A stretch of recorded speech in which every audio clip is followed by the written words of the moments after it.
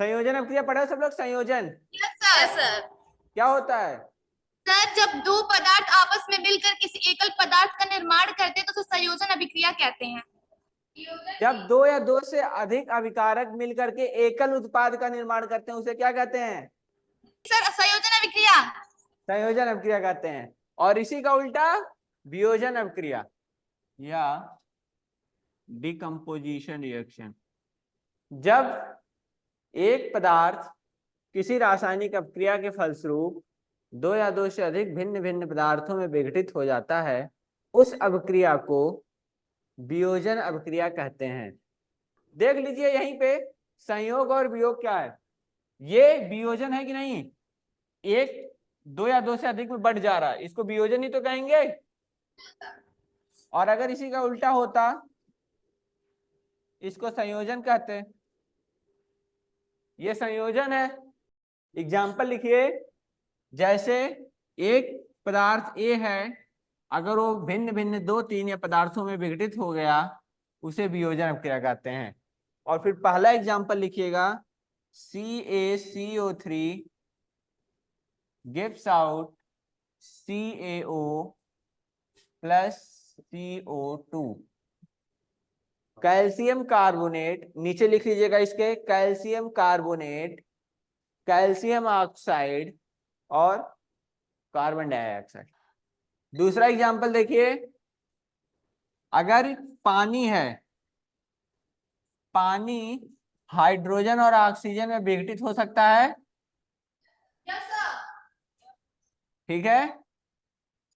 इसी तरह से जो हमारे वायुमंडल में ओजोन की लेयर है, ओजोन का फार्मूला सबको पता है? No sir. ऑक्सीजन गैस का फार्मूला O2, तो ओजोन गैस का फार्मूला होता है O3।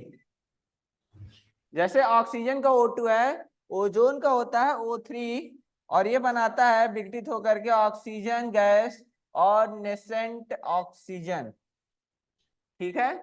तो ये भी एक विघटन अभिक्रिया है जिसमें एक पदार्थ दो या दो से अधिक पदार्थों में बढ़ जा रहा है। तो पहला एग्जांपल क्या है, CaCO3 CaO और CO2 में विघटित हो गया। दूसरा एग्जांपल है पानी जो है वाटर H2O हाइड्रोजन और ऑक्सीजन में विघटित हो गया। और तीसरा एग्जांपल है ओजोन गैस जो वायुमंडल की हो रही है वो ऑक्सीजन और नेसेंट ऑक्सीजन में कन्वर्ट हो गया। ठीक है, समझ गए आप लोग? Yes sir. ये तीनों विघटन अभिक्रिया का, वियोजन अभिक्रिया का एग्जाम्पल है। ये दोनों अभिक्रियाएं जो हैं एक दूसरे की कॉम्प्लीमेंट्री होती हैं, ठीक है, एक दूसरे की पूरक होती हैं। ठीक है। Yes sir. अब अगला अभिक्रिया है विस्थापन अभिक्रिया, डिस्प्लेसमेंट रिएक्शन। विस्थापन अभिक्रिया क्या होती है?